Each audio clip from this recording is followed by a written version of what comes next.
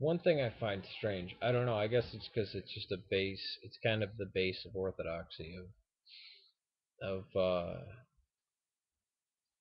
Christ breaking the gates of hell.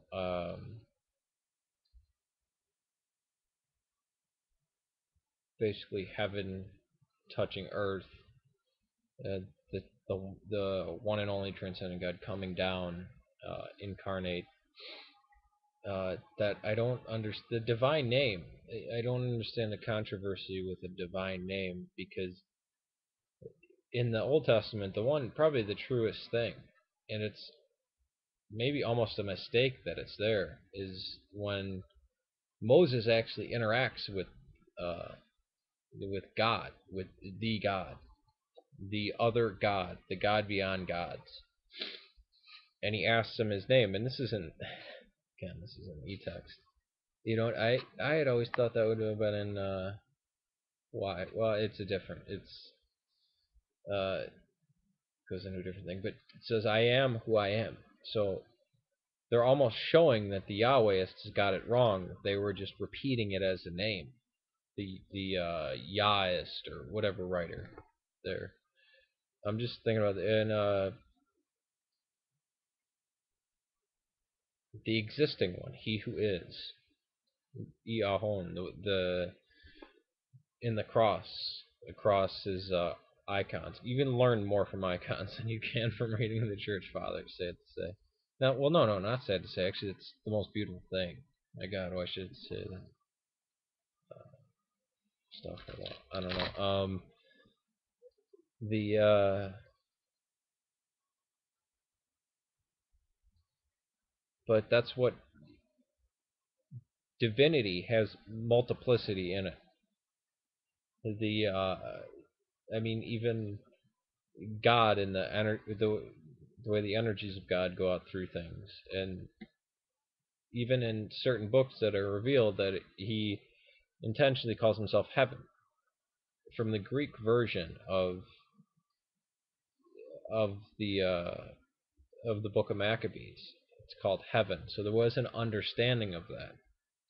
Can go back to a tradition there. This idea that there's this purest strain, and you find, I mean, it's almost David Icke like, going. I mean, if we look at the tradition that where we come from,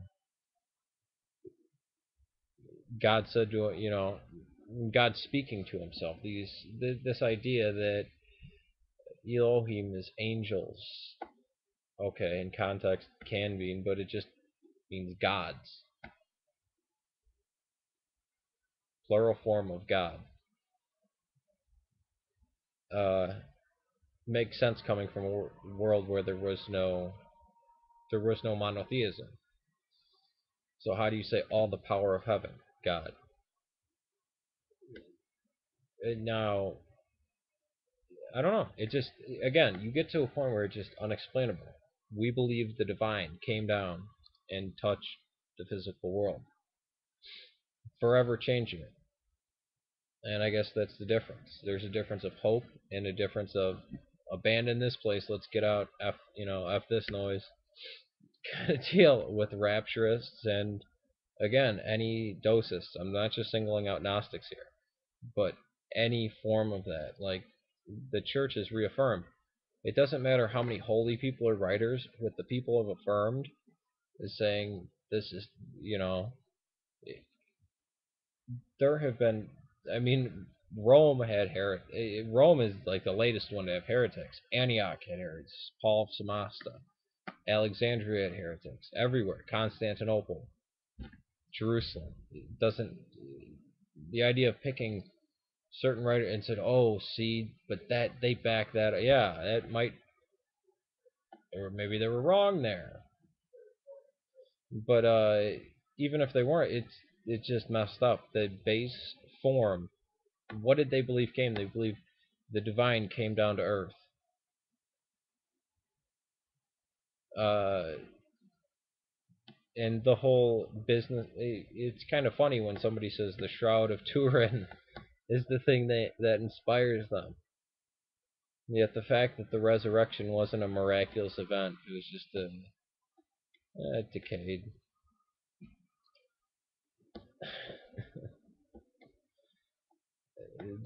I mean, it even almost shows that there's light emanating from the body. I don't know. I don't know. Okay, Jesus is not God incarnate. Then that's the. I mean, that would if I you I would think that would be the end of Christianity. That would be over. No more discussion. I mean, it would be probably more interesting in a couple ways because you have this. I don't know. It just doesn't. But even that, see, I don't know. It's just messed up.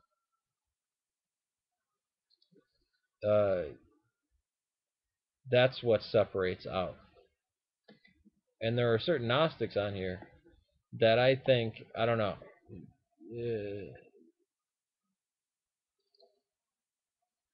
they're very orthodox in many ways, but when it comes down to it, uh, that's the drastic cutting point. That there's no innate goodness. There's no innate goodness to the world. It's an abandoned ship. Get out. There's no type of redemptive thing. There's no. I mean, even the pagans could see this with the cycles of death and rebirth, and seeing the rebirth. And yet, all the other heretical religions, Buddhism, Hinduism, Gnosticism, went in that direction of just, well, it's only death, and we need to get down to selflessness, and not when we talk about selflessness, it's different than just total destruction into a sea of light. It's the same as the grave. If there's this other thing that we can't imagine, can't even know of, couldn't possibly even think of beyond, okay, but if it's this spirit of emptiness and nothingness and no, it's just, I don't know. Okay, emptiness. The Buddhists call it emptiness, and they have the same, basically, similar theology as the Gnostics. Uh, Emptiness, oblivion, and then it seems like Gnosticism is calling that God, that we need to get back to that, escape back into the sea of light. It's Krishnaism. That's not Christianity. I don't know. But just a strange thought. Off track. Pretty much how it's been lately, right?